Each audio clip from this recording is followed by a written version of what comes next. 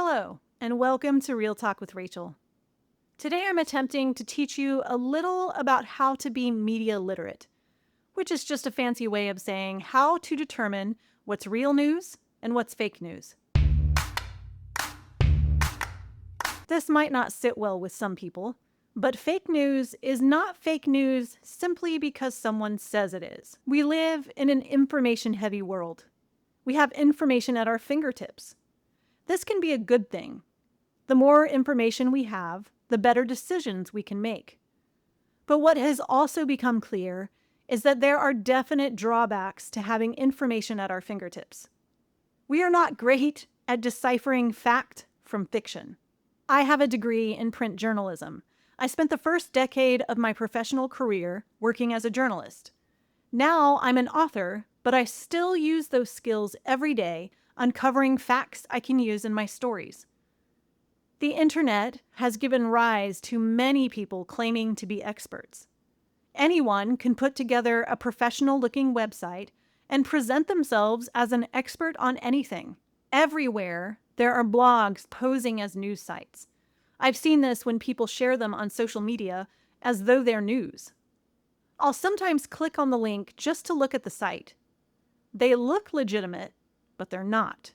It's not a real news report, y'all. It's a blog. But it confirms what someone wants to believe, and so they share it, and the misinformation spreads. I thought, in light of this, it might be worthwhile to provide a brief look at how to be more media literate. First, let's define media literacy. Media literacy is the ability to analyze media messages and also share those messages on your own in a responsible manner as a responsible communicator. What this means is not intentionally spreading misinformation or claiming that untruths are actually facts. Media literacy means analyzing your media choices and identifying when the content is sponsored content or propaganda instead of facts. This takes some critical thinking, and many of us have gotten lazy when it comes to critical thinking. It's easier to click that share button than engage with a little questioning about who wrote it, what their agenda is, and what that says about the content itself. However, this is necessary work, especially in our information-heavy world. We have a propaganda problem in America. People believe what they're told instead of critically thinking about and engaging with the information they're fed. That analyzing and thinking is what media literacy is. Media literacy means not spreading someone else's propaganda as though it's fact. It means digging down to the real facts. It means understanding who has a vested interest in the information spreading. A lot of mistrust in the media has been sown under certain leadership regimes. But as a former journalist, I understand on a deep, fundamental level that journalists are the truth tellers. They're the ones who have broken important stories to the public. The Watergate scandal under President Nixon, the sex scandals in the Catholic Church, and in 2022, the Southern Baptist Church. They uncovered the My Lai massacre and cover-up. Journalists have opened the eyes of society to what's happening behind closed doors. But not every person who calls themselves a journalist is a journalist. And not every online platform or station with news in the name is actually a news outlet. So how can we be more media literate? Number one, take care with what you read and share. Fact check everything. Check multiple sources to confirm what you read. This is called lateral verification, and it means that you check the information on a variety of sources that will give you a wider understanding of what's being reported. In journalism, every story needed at least 2 sources, preferably 3, before it would print. Use that in your own fact-checking. Can it be confirmed by 2 or more sources? Number 2, double-check the source.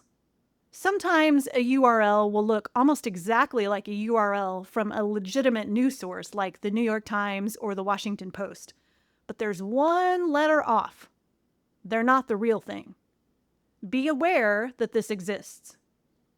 Careless text or typos can also be a giveaway that the source is not legitimate. Credible sources have a pretty involved editing process. So if something has a lot of typos and grammatical errors, be skeptical. Number 3, learn how to decode data. You have to know how to interpret data because people can spin things like statistics and numbers in whatever way they want. They manipulate things to corroborate what they want to spread into the public. You have to know how to spot those manipulated stats. Use the 2 steps before this one. Number 4, learn the difference between news reports and op-eds. Most newspapers and news sources have an opinions section. That's different from the news section.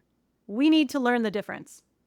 Usually, if it's a legitimate source, you'll see on the landing page whether or not the piece is opinion or news. If the source doesn't include that, assume it's opinion. Or check everything you read against other sources. There are multiple fact-checking platforms that exist. Factcheck.org, Scopes.com, PolitiFact are some of my favorites.